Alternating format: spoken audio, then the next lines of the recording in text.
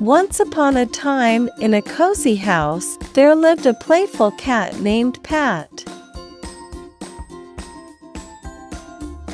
Pat liked to wear a hat and play with his friends. One sunny day, Pat met a bat named Nat. They became fast friends. They played hide and seek with a fat rat named Matt.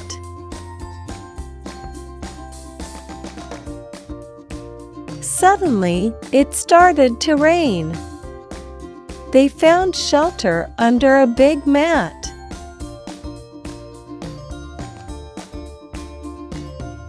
The rain stopped, and they saw a rainbow. They laughed and danced together.